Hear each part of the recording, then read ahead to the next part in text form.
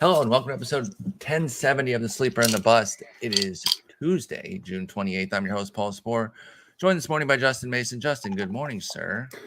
Good morning. I'm a little disappointed in us. Why is that? Because last episode was 1069, 1069, and we didn't.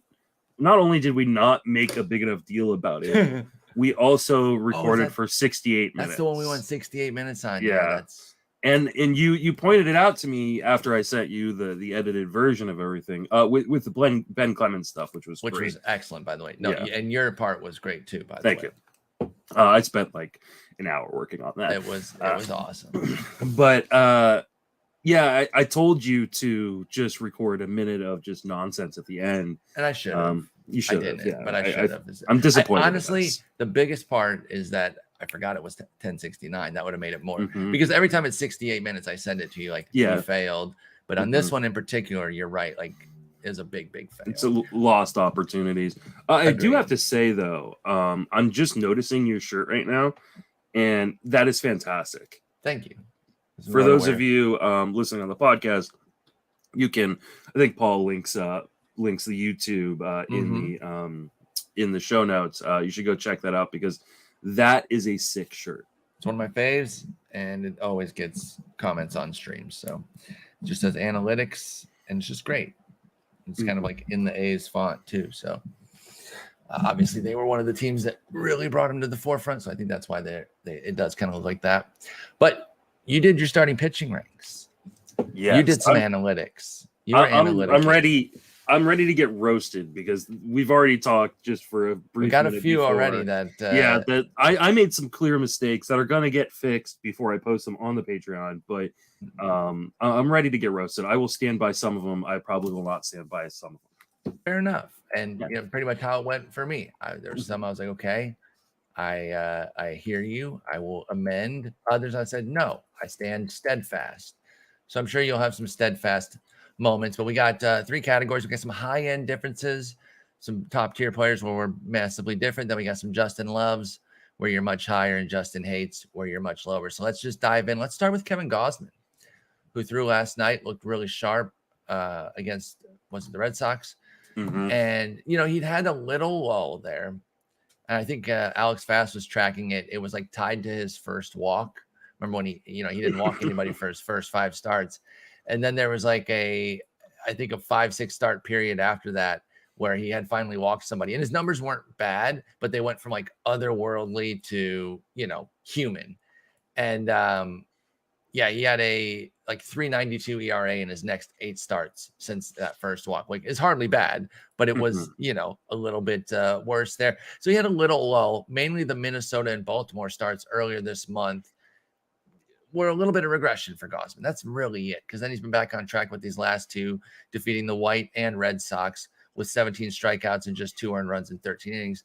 So we have a big difference right now, but I think you're already kind of regretting it. Yeah, you got him at 21. I had him at 8.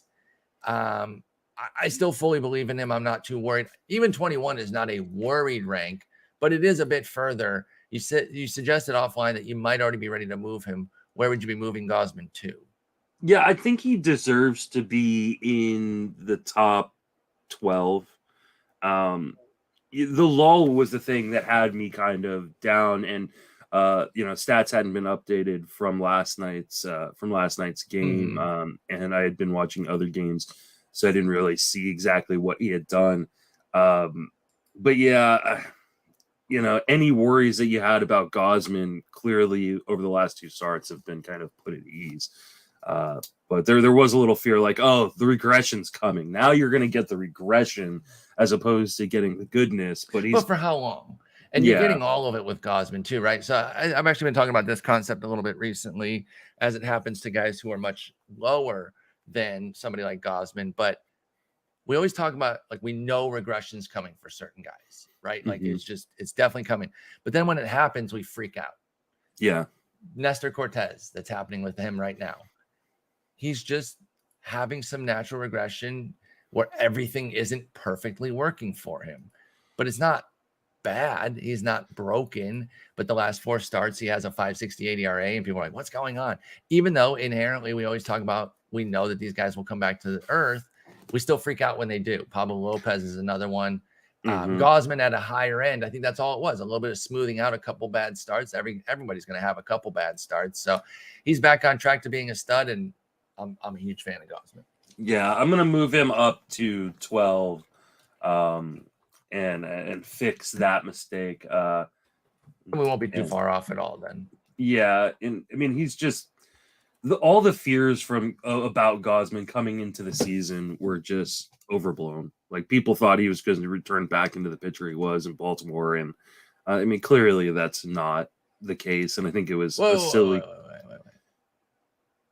Nobody thought he was going to go all the way back down there. Even I mean, had some concerns about him going back to the AL East, so I ranked him a bit lower than the pack at 28. That was hyperbolic for sure, but I mean, people are like, "Oh, AL East, AL East." You don't think there's any merit to that?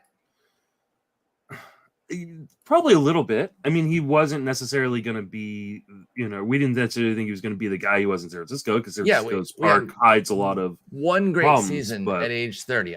I'm obviously being defensive because I was one of those people. Yeah, I freely admit that. In that last ranking, at the same time, I think this is one of those situations where the hate on him went a little bit too far. Like it just. I disagree because I was out on an island. The hate, most people were fully in. I felt like with my sort of like, okay, I'm being a little bit cautious with him. Maybe I'm misremembering the. I mean, he was the 29th pitcher overall, 70th pick. That's 1, 2, 3, 4, 5, 6, 7, 8. Take out the 8, 9. Take out the 9 reliever. So he's the 20th pitcher. I don't think that's not really hate. Where should he? What was your preseason ranking on? I would probably have him around there on Gausman. So again, I think there were pockets, and I consider myself part of that. I was. Yeah, you had him 21. So I put him 28. I moved him from 18 to 28 on my last ranking. I should have just fucking left him. 18 would have been fine. But I moved him down, and I did have those concerns. I really did. It wasn't that I thought he was going to be crappy or anything. I just said, I realized he isn't the same. He's 100% the same guy he was in Baltimore, but I'm still nervous about Gausman returning to the AL East. Toronto's park isn't as dangerous with the humidor, and Gausman is better than he was in Baltimore, but it's still a difficult division to tour from both the lineup and park standpoint. So that's why I had him down there a little bit. I've since moved him up. I mean, I jumped him all the way up to 8 in my last ranking. I think he's a top 10 guy. So I don't want to overstate the quote unquote hate that was out there. I think it was a bit isolated, and I was one of the dummies who was partaking. So you have him as a top 10 guy. Brandon Woodruff's coming back today. Where are you having Brandon? Right ahead of him. Right, you're gonna have Gausman right ahead of Woodruff, or Woodruff right ahead of Gausman? Probably put Woodruff back ahead of him at 8, and then Gausman will move to 9. Okay, that makes sense. I have Woodruff at 10 for those who are wondering. And I had Woodruff 2 coming into the year, so he's coming down a little bit from there, but for the most part, right back to right back in that top 10 where I had him before. So, all right, so that's Kevin Gausman. Let's talk about Shane Bieber. We have a 20 spot difference. That's pretty hefty. I got him 13. You got him 33. I mean, again, 33 is not egregious. You're still saying that's going to be a pretty strong pitcher, but it seems pretty low. What hasn't he done to kind of earn your trust? I mean, the numbers are fine. He's just not the same pitcher that he was. I worry about his health being able to hold up for the rest of the season. He's been a guy who struggled with health the last couple of years, and I'm not a big fan. I worry that there's going to be some pretty rough regression coming. This is one I'm going to stick by. They're just the guys that I put ahead of him. I just like better. And I honestly originally had him lower. And then I was like, no, I can't do that. Like, I have Where's the regression coming? I feel like he's survived. Like he's on a lower velo, Bieber is, but I feel like he's living with that. I guess I'm a little bit surprised that he's only 50th ranked so far this year. I think the 3 wins are hurting him, but 3.07 ERA, 116 WHIP, 26% K rate for Bieber. I mean, he's been fantastic. The Guardians are buyers right now. They're contending. They just got Sandy Leone. Shut up. I mean, but they will be buyers though. Like they are contending. Will they? I mean, I think they'll technically be buyers, but what are they going to buy? Like, I think Sandy Leone, like the Sandy Leone trade this morning, is indicative of how little they're going to buy. Like, I don't. No, nobody buys in June. Stop. I just think that is the kind of trade. I mean, they're cheap and lame. I'm not disagreeing with that aspect of it, but I don't think that maybe they can coax Lorenzo Cain out of retiring. I just actually got some outfield at this point, though. I know, right? I mean, except for some of them are pretty crappy. But and they have enough outfield. They let Oscar Mercado go. Like that was, I didn't necessarily think that was. I mean, he went to awful, but Philly, right? Yeah, with Harper. He's the Bryce Harper replacement. Yeah. But I mean, Bieber has been fine. Like he's been very, very good. I do just, the injuries stick in the back of my mind. The reduced velocity scares me a little bit. He's worked through it. This isn't an indictment on what he's done. It's my belief on what he will likely do moving forward. So just put him a little bit lower. I understand you're quite a bit higher on him, and you used him in DFS like you said you would, and that was I don't remember if you cashed or not, but that cashed in one, not the other. Actually, the Colorado one I didn't. The Dodgers one I did, but neither were because of him. They were both fine starts. Yeah, because I didn't have him anywhere to start, and I wanted, I was saying I'm putting it on the table that I would start him, so I started him at Colorado. I'm supposed to put something on the table. Yes, you are. Am I supposed to put Waka versus Toronto today? Is that what it is? So it's either Waka versus Toronto or Stripling versus Boston. One of the two. Oh shit, I can't remember which one it was. I'll go back and listen before. Okay. All right. So I mean, I don't want to push too hard on that because I get it, but I do think he's being a little bit underrated by some folks. He probably is being underrated by me. Like I'm willing to say like that there is some biases of mine against Bieber. I was lower on him coming into the season than the consensus. I continue to be lower, and maybe that's just me not being willing to kind of take my L on that one. Not that I had him I didn't have him like in the 50s or anything, but I didn't have him as like a top 15 pitcher, which a lot of people did. But yeah, I feel like that's where he's gonna go moving forward. And I wasn't willing to push him above other guys at that level. Yeah, I mean, I understand. I've been impressed with the way Bieber's been surviving with the lower velo, like I mentioned earlier. The question is, do you think he can continue to do that, though? I do. That's the thing. I think there is kind of like there's so much focus on the velocity, and to your credit, you weren't hammering on that. You're just worried about him in general with the health too. But I think he's fine at this level. He's showing like he has given back some strikeouts a good bit, 7 points, 33 down to 27 or down to 26. But the walk rate's down a bunch, not allowing homers. I think Bieber's just a stud. So I think 33 is a little too low, but again, not going to crush that one. Tarek Skubal, 15 spot difference, 29 to 14, basically the same difference here. Now, obviously, I probably would have him a little bit lower if I'd been doing my rankings now. He's had a handful of starts, none of which have been good since I ranked him. But I will say I'm not bothered. This is another guy who's hitting some natural regression that we're like panicking over because like, what's wrong? It's like, well, 2 of them were against Toronto and Boston. The other was against Texas. That was a bummer. But I think it's pretty natural regression to have these 3 starts here. I'm not too worried about Skubal. When we talked about your ranks, a couple weeks ago or whenever they came out, a couple episodes ago, I said, like, I kind of agreed with your rank. And honestly, there was part of me that felt like your rank was even a little light. Like maybe he should be a little bit higher. But then he's hit this rough patch, and you do have to kind of worry. Like, he's a young pitcher. Is he starting to tire out? No, this is what I'm talking about. This is an overrating of standard regression. Yeah, but that's, sometimes that's what we do. But that's bad. We shouldn't do that. It's not always bad. A lot of times it is. He could be this rest of the season. Like parse every start. We look for things. That's bad. That's bad management, I think. I mean, look for something every time. What's going on? What's going on?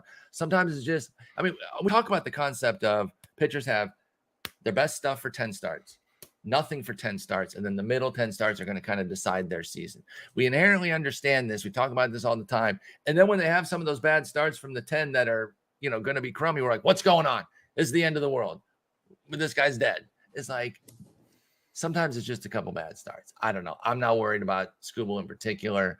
I mean, I still have him as like a top 30 pitcher. So yeah, 29. I'm not home runs are still great. Not overly. Yeah, he's given up a home run in each one of his last four, and he's still at 0.7 on the year. Yeah, but he's only given up one. Like he makes a mistake, he pays for it. The walks have started to trend up a little bit in the last 3 starts. I'm not overly worried. There's a little hint of worry, but I'm not like jumping off board. I still think he's going to be great. So, he still strikes everybody out, and yeah, I think he's going to be fine. He's an absolute monster. I'm a huge fan of Scoobs, even with these crummy starts. Montas, 30-15, same exact split here. What are you, 30th? What's the beef on Montas?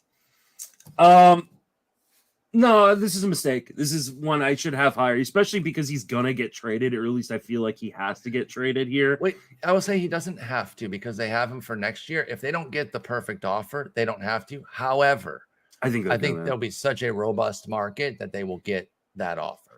I mean, we have to remember that there are more playoff teams this year, and which means more contenders or more teams that think they can contend. Sure. Because I mean, all you got to do, right, is make it to the playoffs. The Giants showed this in their quote unquote even year dynasties. You don't have to be the best team. You just have to get in and be the best team in the playoffs.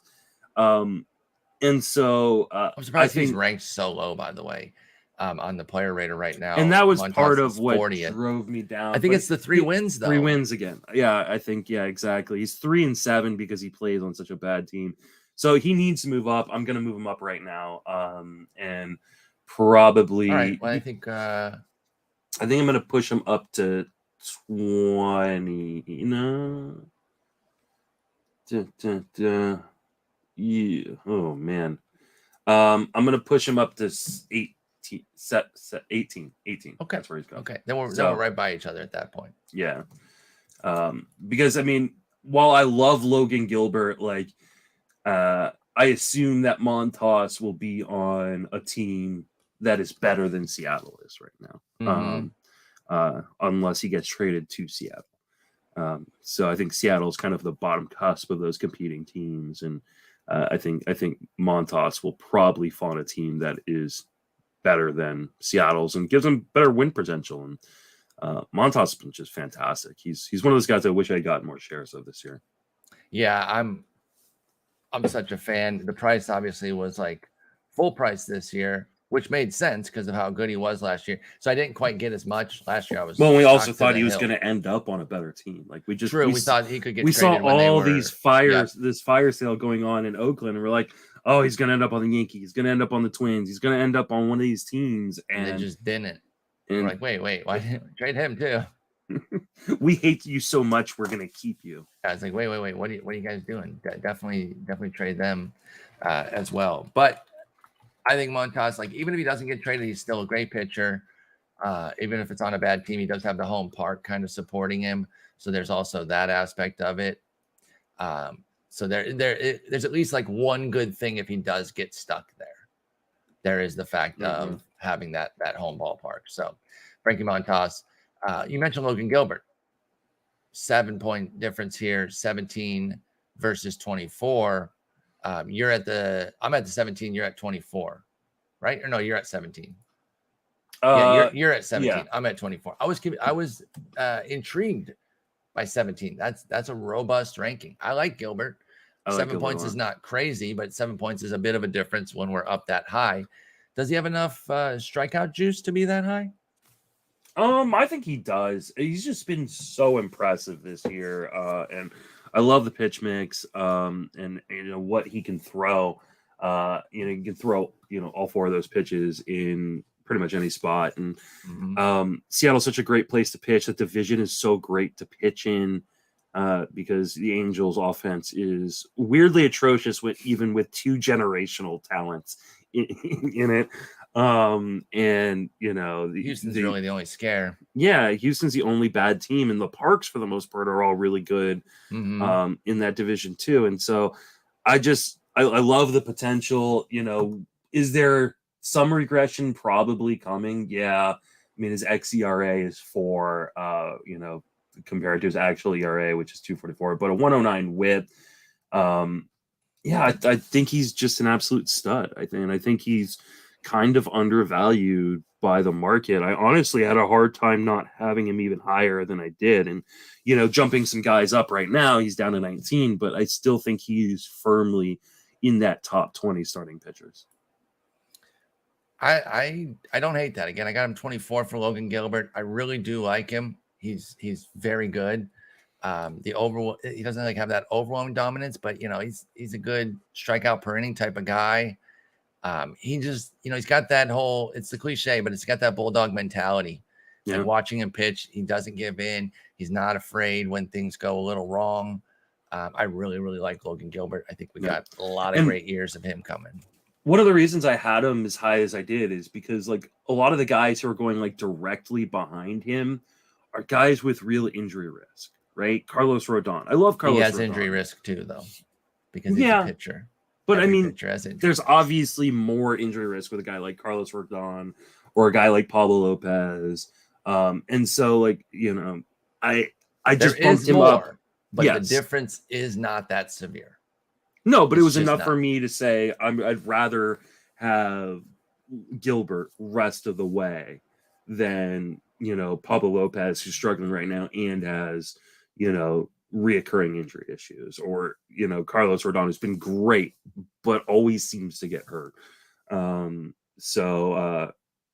was just kind of the deciding factor for me in pushing Gilbert above those guys.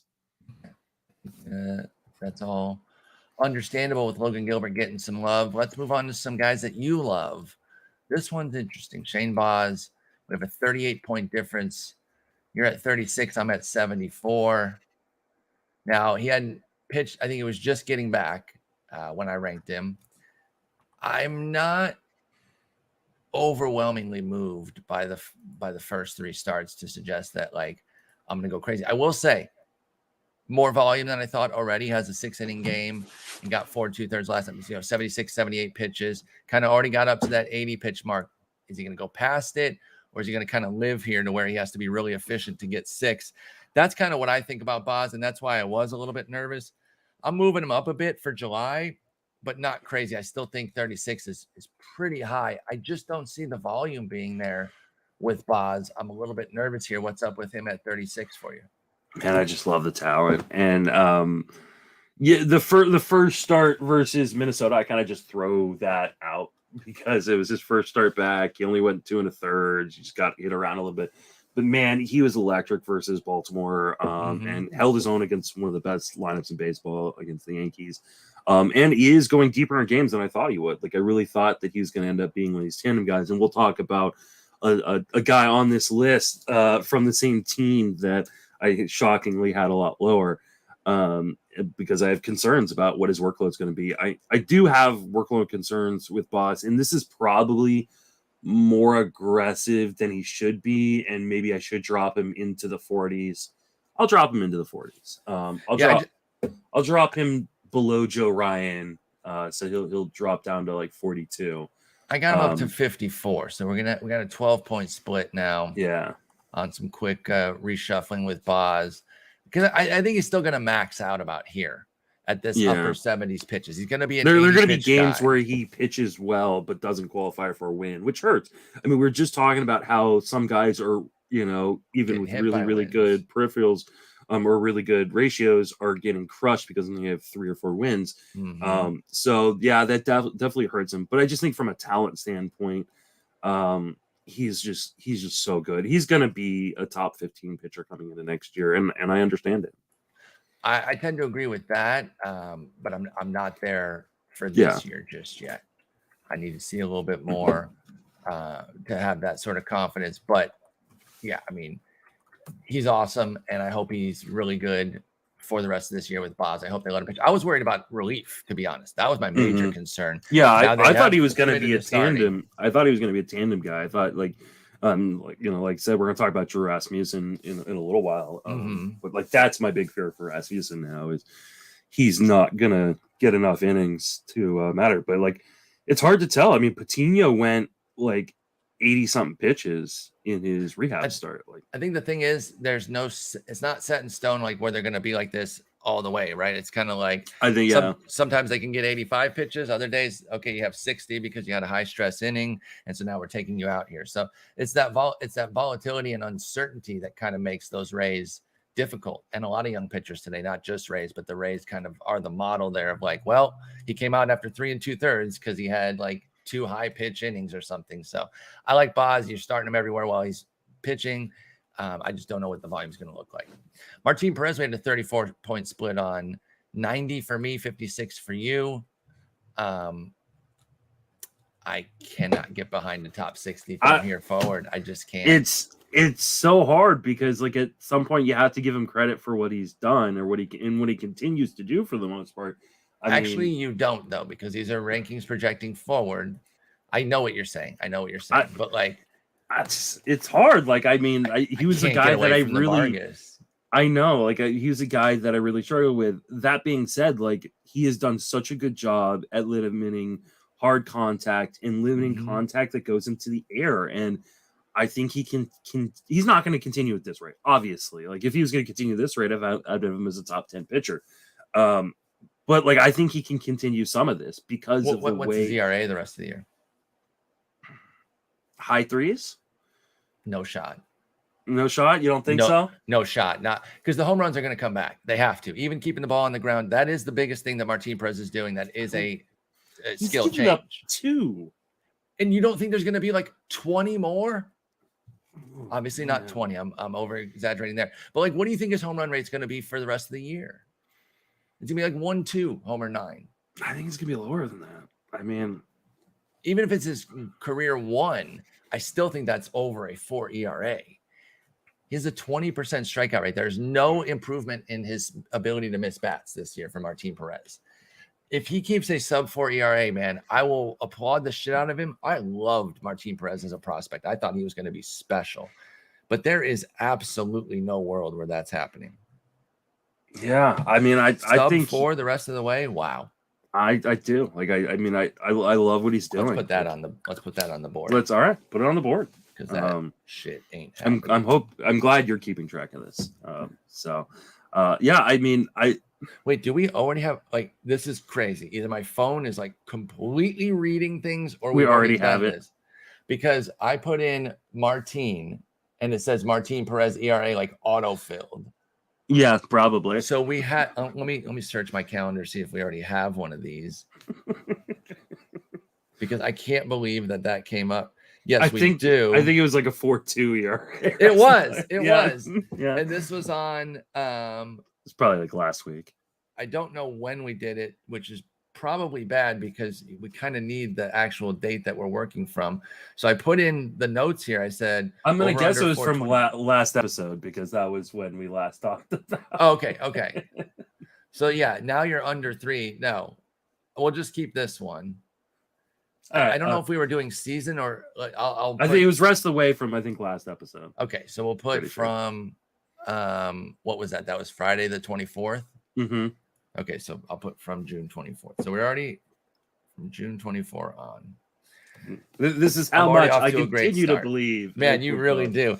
I hate to be the wet blanket on fun stories like this. I really do, but there's just no possible way that he maintains this. The home run rate will come back, and that will do the bulk of the damage. He's not a bad pitcher. He's a quality back end of the rotation starter for sure.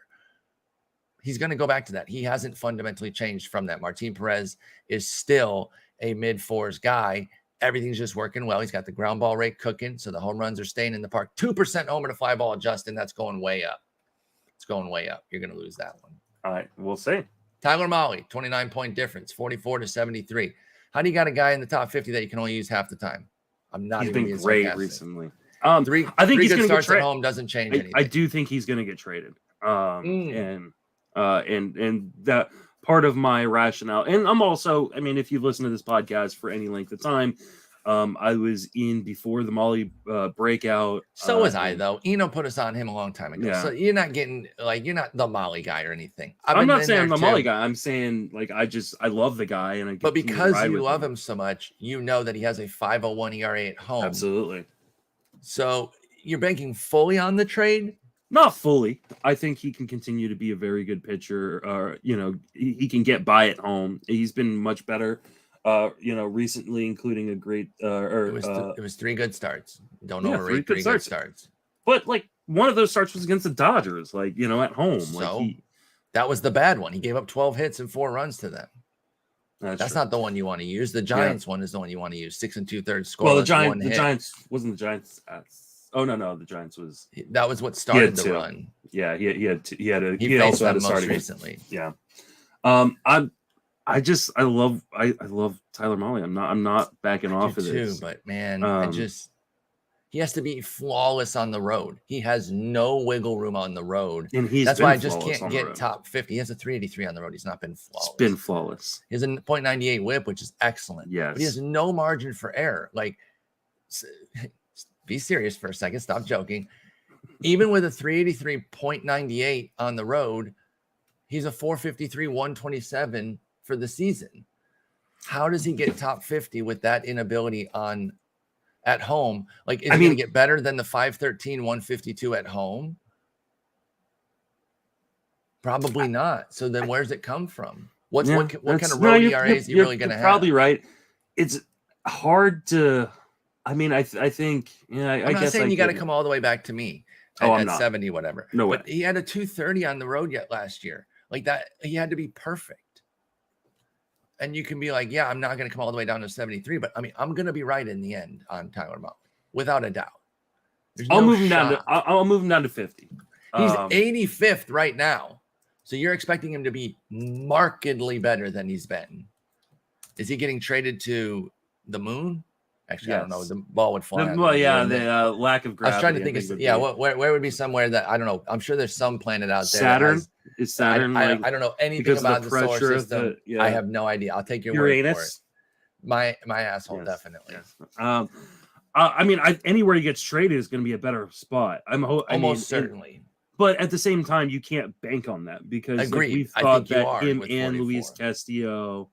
We've been banking on them being traded for a while, and they have not been traded.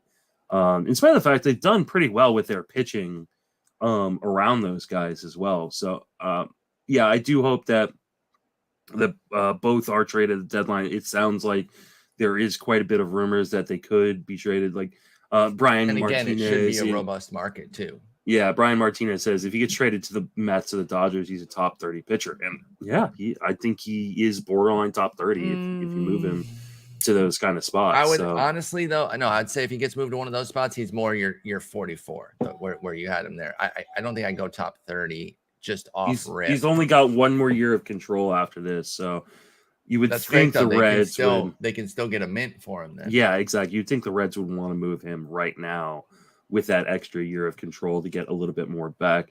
Send him my Giants. Totally agree. That would obviously be great too. Giants, Mets, Dodgers. If he gets traded to the Giants, I will be getting a Tyler Mahle jersey. Oh yeah, you would have to. Absolutely. Yeah. So okay, I like Tyler Mahle too. I don't want to sound like I'm hating him. I can't ignore those home numbers. So until he gets traded, I'm nervous. Put him at 50. I put him at 50. Okay. Jose Barrios, 43 to 65. I don't know what to do with him, man. I moved him. This is probably he needs to drop probably out to the top 50. Every time I feel like Barrios is getting it going, like he does something and gets blown the F up, you know? And it pisses away all the good. Like he immediately gets rid of all the good. I moved him down to 65. I had him higher than that on my current ranking. He's had another few bad starts since then. I'm just like, I can't just blindly go on him right now. I had him 39th, so we wouldn't have had him on the list, but I've since moved him down to 65 on my rankings that will eventually be updated. What do you I'm going to move him 61. Okay, so then we're in lockstep. So then what are you doing with him then? How are you managing him right now? He got blown up again recently. This week they have he's got Tampa Bay at the end of the week on Friday, and then next Which is week a at must Oakland. start. So he's got 2 Yeah. must starts in a row here. So you can't bench him, right? No, you gotta keep rolling him against Tampa Bay and Oakland. The other one's at Oakland too. But like he's gotten beat up again. Like this bad stretch that we've had recently, he's been beat up against bad offenses. Like Milwaukee's not a good offense. Like Chicago's been the fine, matchup doesn't but matter. They're not great. When he's off, he's off. Yeah, he just when he it's homers. When he's not commanding within the zone, like it's just and some of I think 1 or 2 of the homers he gave up the other night against I know at least one of the ones he gave up against Milwaukee and maybe both of Telez's home runs were not necessarily bad pitches. Like one of them Telez took from the bottom of the zone. And that happens too, and that's tough too, because when somebody is struggling like this, and if you're only box score scouting, he's just getting killed, and those little nuances of that was actually kind of a, it was actually just a really good pitch by Telez. It's tough when that happens. Which made me more impressed with Telez, and it's what I wrote in the Roto write-up that day, which was Telez is after a little bit of a cold streak, Telez is really starting to come on because he took that pitch from the bottom of the zone, just straight out. And so I don't want to beat him up too badly, but at some point, we're talking about a guy who's got a 5.86 ERA. It's just there's nothing you can do with that. He's got 5 wins, by the way, with a 5.86 ERA, and we've got all these other good pitchers with 3 wins. With 2-3 wins, yeah. That's the thing, and that's why wins are so crazy. Baseball. Right. And the tough part with Berríos is there have been great starts. And I was mentioning it earlier, he craps on all the good starts and the negative starts outweigh the goods. He's got 5 legitimate, brilliant starts, 7+ innings, 3 or fewer runs. Another 1, 2, 3 really solid starts, 2 quality starts, and then 1 that was 1 out away. And then a couple that are mediocre, 5 innings, 3 runs. That's not the end of the world. But then the duds are 4 runs in a third of an inning, and then 6, 6, 6, and 8 earned. And it doesn't matter how many innings you throw when you're giving up 6. So, and you're not even you're not even getting Robbie Ray rocked, where you're at least getting 8 or 9 strikes. Mad punches, exactly. You're getting these last 2 starts. Total of 6.2 innings, 2 total strikeouts from the last 2 starts. Berríos leads the league in earned runs. Does not surprise me. Absolutely does not surprise me. And this was a super difficult ranking. And this is why there's no pushback on honestly, he probably should be in the 80s. I mean, we probably should, but I think we're both keeping him in the 60s for a track record. And the fact, again, that he's had some good. I don't think it's all lost. I do think it's all internal, though. Berríos needs to fix his stuff to get to where, I don't think there's bad luck. I think if the Blue Jays were in better shape in the division or in the playoff race, there would be a Phantom IL stint right here. They would a little breather. They would just be going, and maybe there is one coming. Maybe they go right before the All-Star break. They go, oh look, you're down for 15 days. Thankfully 5 of those are. No, you're nicked. Yeah, exactly. General body soreness, right? No, I'm fine. No, Jose, shut up. He's hurt. You punch him in his arm. Oh, shoulder soreness. So maybe there will be one of these, and we will see teams do this, right? As the All-Star break approaches, their random guys are going to go on the IL or get sent down to the minors or whatever like that, for no apparent reason other than to just guys, kind of recharge and get their head straight. Yep. That's the suspensions we saw from yesterday, Sunday's melee, dude. I had to write all the names on the Roto write-up, and I was just wow, crazy. There's 150 words out of my article today. Yeah, just writing suspensions out. Just the suspensions from that was just the whole thing was absolutely wild. It was crazy. I'm surprised there weren't I haven't watched the John Boy breakdown. Yeah, he covers all of it. It's what you don't usually see. The guy who was hit and the guy who hit him have like a one-on-one. Yeah, like they were just chatting. They were like, off to the side there. Once told him like, I had to hit you. I think that was the phrase that he used. And that set Winker off like, what do you mean you had to hit me? And so he did not take kindly to that. And then Winker had a chance to have a one-on-one with Nevin that was off to the side. So many things had happened that the focus was taken off of Winker that he was able to interact with the pitcher and the manager directly. You don't usually see that in a brawl. It was very crazy. If you didn't get to see the details, you only saw like random highlights. I would dig into the details because it's crazy, but we got to keep going. One of your faves here. I don't dislike this guy. I just think that you might have some Fromber colored glasses on for a 23rd ranking to my 43. We have a 20-point split here. He's been great, Justin. He really has. But surely you have to be worried about a 21% K rate. He's basically, you basically need the ratios to stick for that ranking to come through, right? Like, I don't think you can really give anything back on the ratios. He's ranked 24th right now on the player rater. So you need him to just stay this great, which I think that's tough. Not that his Sierra suggests that he's like way worse. 2.90 ERA, 3.32 Sierra. If you're a fit person, it's 3.39. So he's been excellent, but I don't trust the 21% strikeout rate to necessarily hold a sub-3 ERA all year. Even that's with the great ground balls. It is not like great does not cover. It's premier. It's like the elite of the elite. It's peak. Do you want to guess what his? Do you want to guess what his launch angle is? Like -22. It's -4.2. Oh my God. I don't know the numbers well. I figured it had to be negative, but I don't know the numbers well enough. For his career, he has a -3.5. He has never had a positive launch angle in Major League Baseball. Yeah, so Fromber has some control in that, without a doubt, right? When you get to a ground ball rate that high, it's special. And so he probably doesn't deserve to be this high because of the strikeout rate, because he's going to get so many ground balls, get an inning so quickly that he probably, he will not finish. Like if we were actually saying like, okay, where is he going to finish rest of the season? There's no way he finishes probably in the top 30, right? He's probably just outside of the top 30. My argument, my pushback on lowering him, and I may lower him a little bit, is he is just about as safe as you can be on one of the best teams in baseball. Yeah, I mean, his volume guy too. I think they can turn him loose. He was injured last year. I think this is the year. 28. Go ahead. Yeah, he just has like no percentage chance that he's outside the top 50. Like I think very low percentage. There's never no percentage. Obvious because he could get hurt. Things could just go completely awry. And pitching well, if he's pitching, anywhere close to what he's been doing, like he is going to be guaranteed in the top 50. And you just can't say that about a lot of guys. Like that's true. Outside of the elite guys, and while he doesn't have elite strikeouts, he pitches like an elite pitcher. Like he does exactly what you need him to do. He's super consistent. He's rarely going to hurt you. Like he's a perfect guy for head-to-head leagues because while he doesn't get the strikeouts, like he's never going to be the reason you lose a week.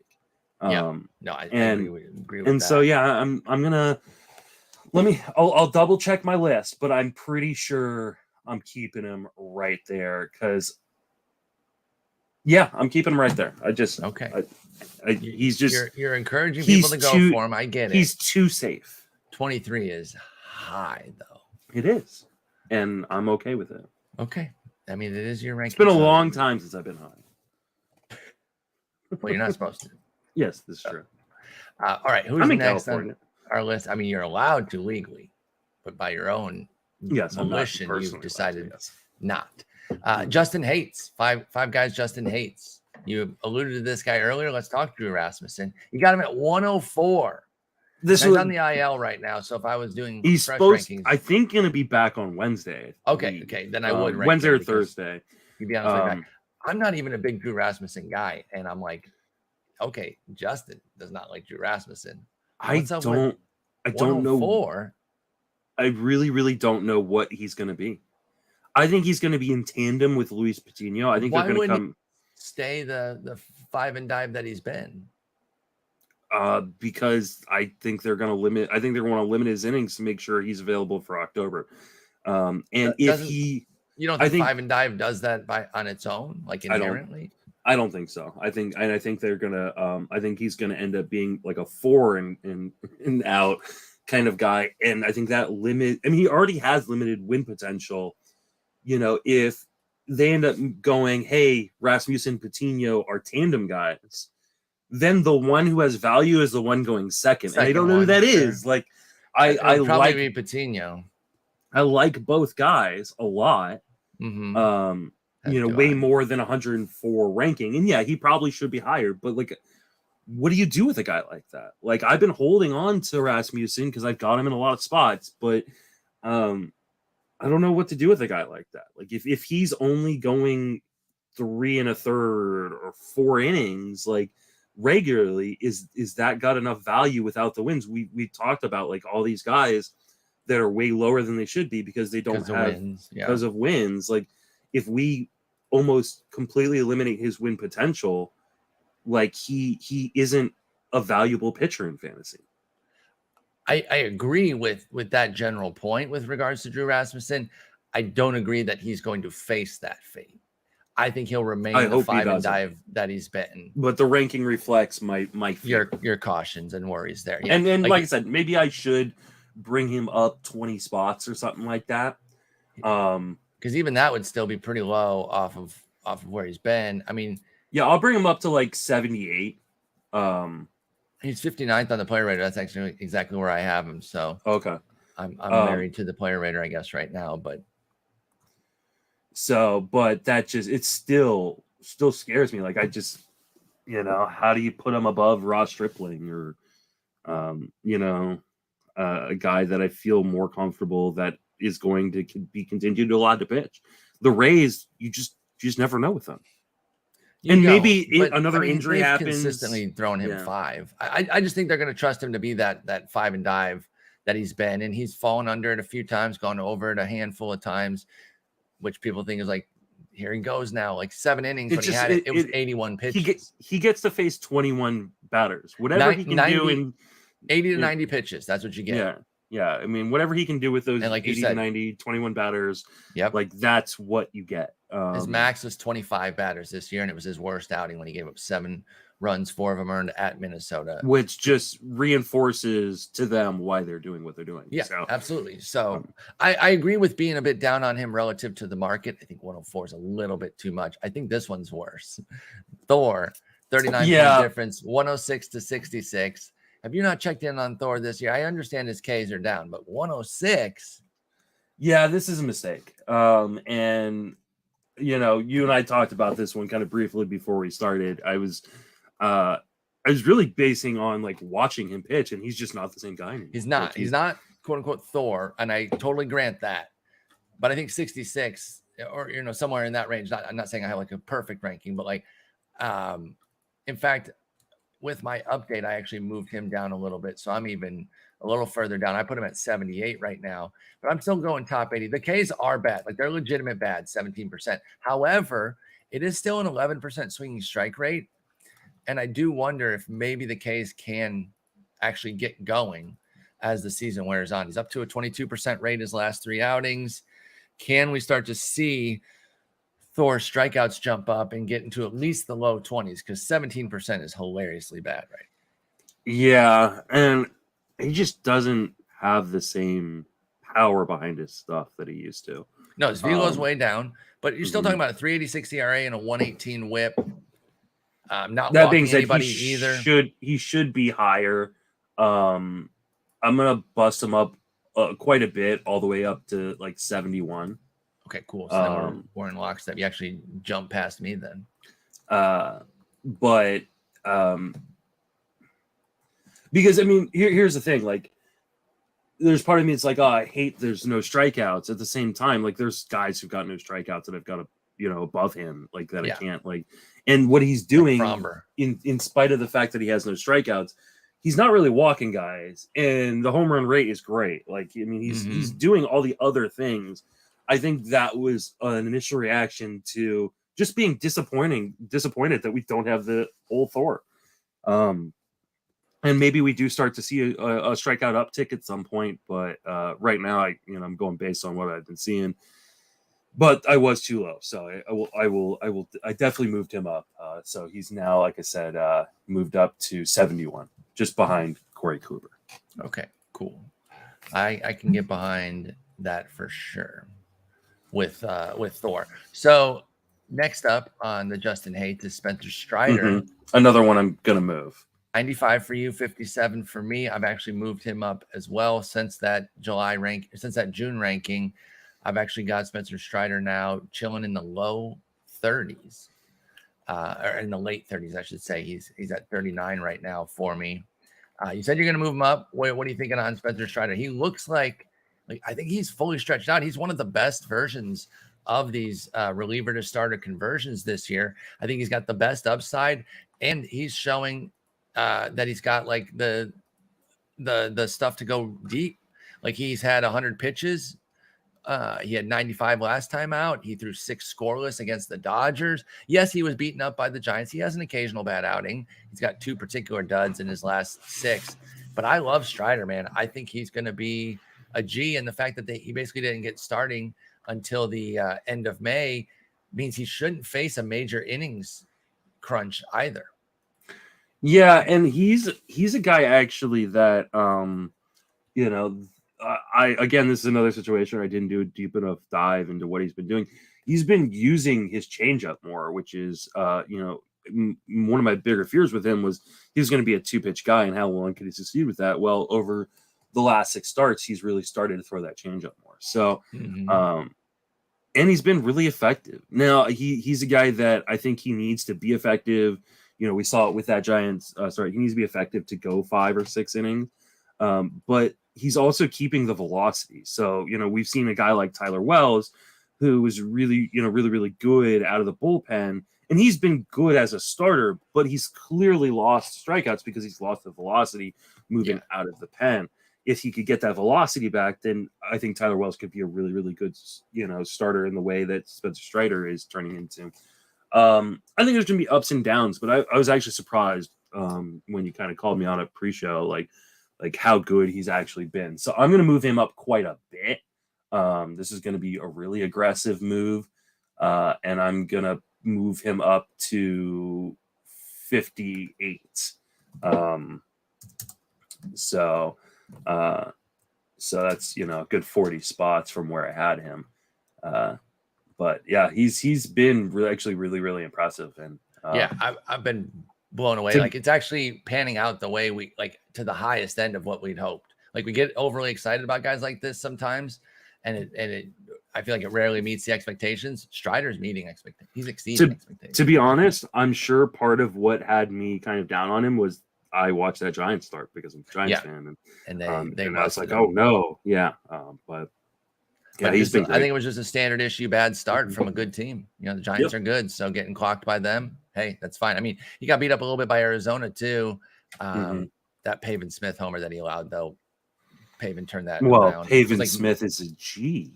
He is. It was like 98 on the inside on the black, and he turned it around for a 3-run homer after a misplay by Marcelo Ozuna that kind of set that on the wrong path, that outing there. So I love Strider. I think he's great.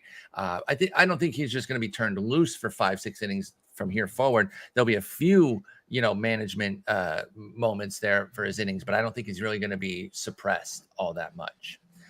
Zach Eflin, you got him at 99. I got him at 71. I'm not like a huge Zach Eflin guy. Isn't he better than 99 though? He's dealing with kind of a knee issue right now, and I didn't know if he was going to miss some.